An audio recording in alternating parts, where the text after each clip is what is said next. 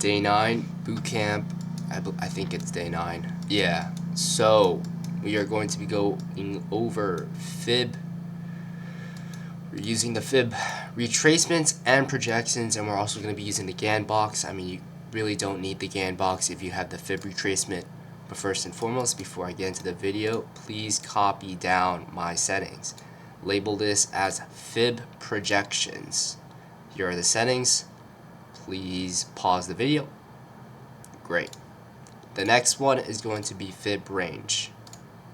Please copy my settings as well. Here are the belows stuff. Great. Okay,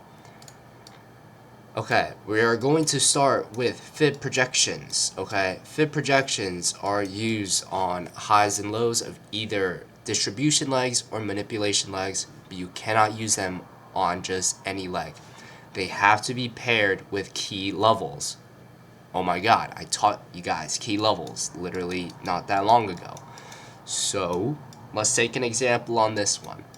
Key levels that I like to use for fib projection are the 6 p.m. open, the midnight open, and the 10 a.m. open. Okay, so let's take for example this one. How do we draw the fib projection? Let's take for example right here. Because this key level right here was before this distribution, we can't really use it from down here.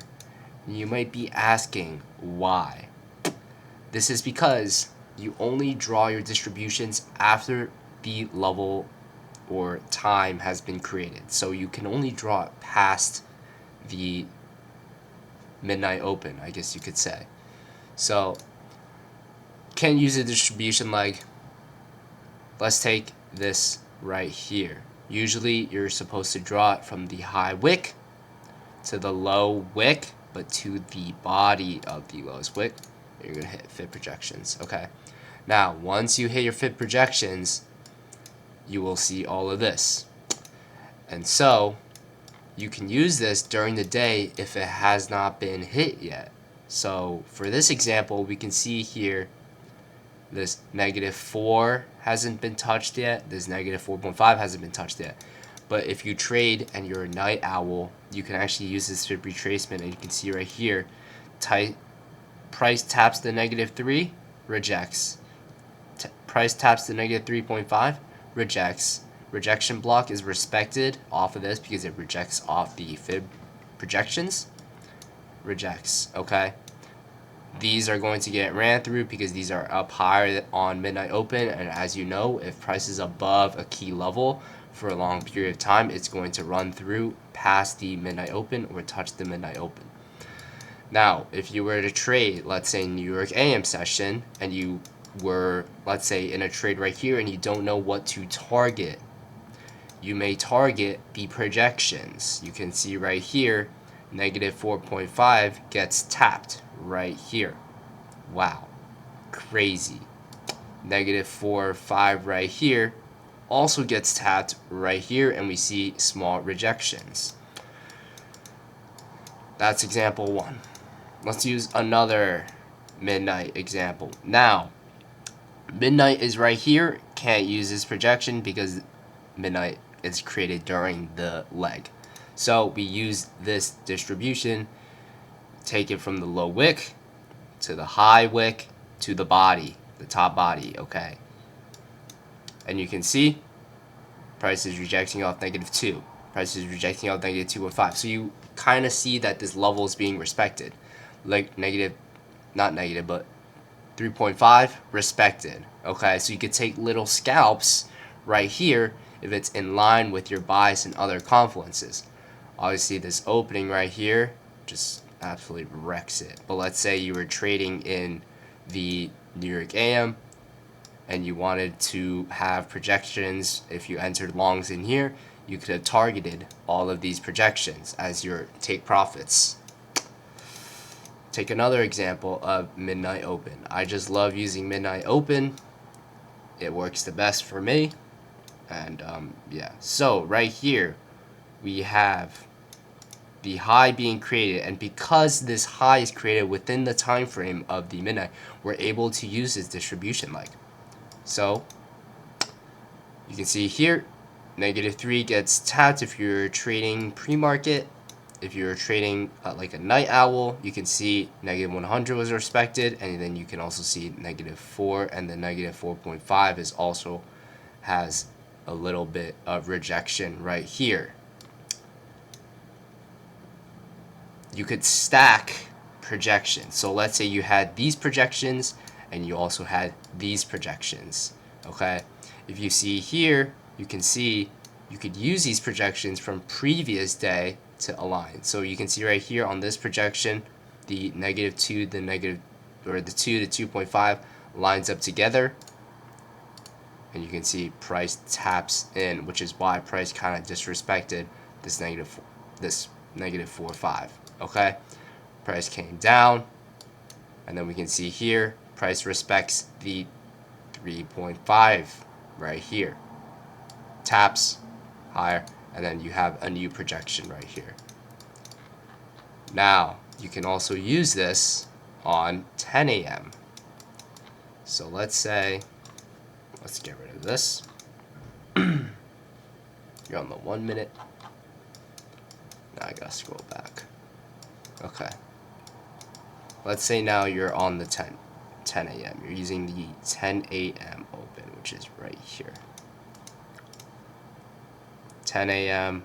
opens, and make sure when you're drawing the distribution and the manipulation, it aligns on the higher time frame. So a distribution like on the 1 minute is the same distribution like on the 5 minute. Okay, 10 a.m. So let's say, for example, you're on the 1 minute and you take this distribution right here. You would be incorrect because on the 5 minute, this is the full distribution leg. Understood? Great. As you can see right here, if you were in buys on this 10 a.m., you could have targeted the -1.5. You can see rejection right here, continues higher, and we can see price rejects on this -3 range right here as price. You can see rejection right here. You can see rejection on -2.5. You can see rejection on -2.5. Nice. And then as you can see here, price just gets ran through. So if price starts running through, that means there's a new projection that could possibly be happening. Great. So usually I like to use midnight projections when you're using New York AM session, if you want targets, TPs, if you don't know where to put them, or if you want to wait for a mini reversal, those are where you can put your projections. Projections, please do not just enter off of them. You should have projections line up with liquidity. You should have projections lined up with fair value gaps. You should have projections lining up on the higher time frame. Have multiple projections that line up together. Understood? Great. If you need to watch this video again on how to anchor these projections, please rewatch that part.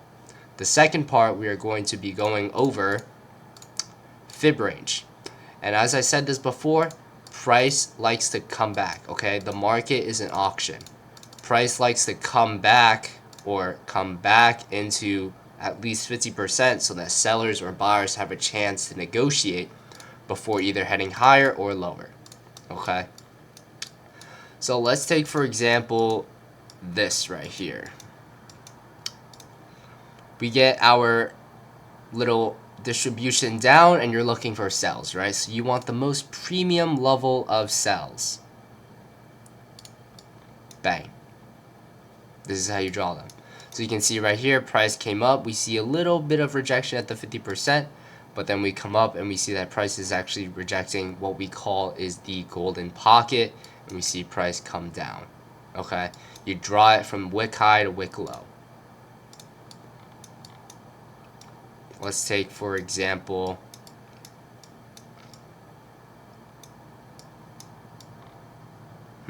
let's see, what's a good example? This right here. Like, let's say you're trying to long in New York AM session. We have this little movement right here. There we go. This also helps because we have a fair value gap that is in very premium right here. We also see that price reacts off of the 62% as well as staying above body candle closing above the 50%. So that gives you more confirmation that price has allowed sellers to have their auction in this level or distribution before we head higher. Now, again, because price is fractal, this would be a 5-minute distribution range or 15-minute distribution range. So you could have the level from here to here, and we can see here, price taps 50%. This order block as well as this fair value gap are quite near where the 50% discount is, okay? You could have your stop below the 62% in case price taps the 62 and reacts, and you would have been able to long here on the 52 and head higher. Let's find another example.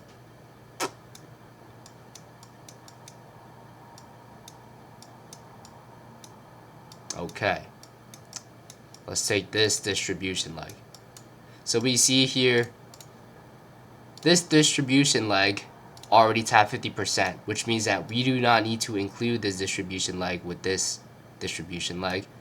We would actually bring it to this leg because this leg was never rebalanced on any of the moves, okay? And if I were to drag this along, you'll be able to see that price was reacting to the golden pocket right here.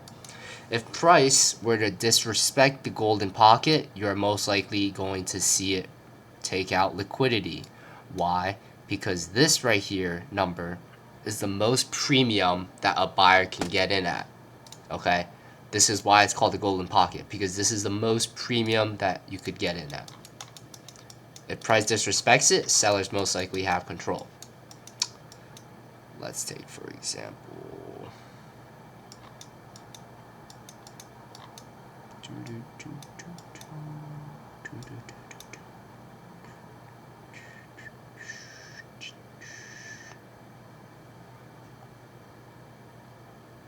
nope. Bear with me while I find this. Also, don't feel like editing it, so please feel free to zoom forward a little. You can also take little movements. So let's say you just want to take this leg right here and you just want to make sure that this fair value gap is within discount. You can kind of eyeball this one, but you can always feel free to draw the projections, and you can enter it at the 62% or the 50%, and then you would have smashed TP. Okay, when you line these up with projections, having these reversals, you can see where price is most likely going to head. Again, we can use this one right here. Okay, we see here price taps at 50%, comes back, and we form an SMT almost at the 62% right here. You could have had your stop right above the golden pocket, and if price were to disrespect the golden pocket, we were most likely going to see higher. But respects, dumps, right? And then when we have this huge movement and you don't know where price wants to react or retrace to, draw out your fib again, and you can see the golden pocket was respected. Okay, once again, always align your confluences together. Don't just use one. Right here, we can see this is real time. Price react off the 50%, and we're heading higher. Now let's say we're not sure if price is going to head higher. We can take a retracement within a retracement, and we can see here price is also respecting the 50% of this move. Now how do we know where price is going to go? We don't. Okay, this is where we wait. We wait to see if the golden pocket gets disrespected, or if it passes through the 62% and 70.5% without any reaction. If that is so, we are most likely going to see higher, and we're going to be respecting this 50%. Alright, that is it for the video. Please feel free to copy my settings. Please rewatch over the projections. I know the projections are very confusing, but they are super helpful for when you want to set where your TPs are. Other than that, the standard deviation, One last thing, the standard deviation, you can use a GAN box. Here are the settings, but the GAN box is just for the 50%. You don't get the golden pocket, you don't get the 60%, you don't get the 70.5%. So this, not needed. It is cleaner if you just want 50%. And that's pretty much all I got for this video. I'll see you in the next one.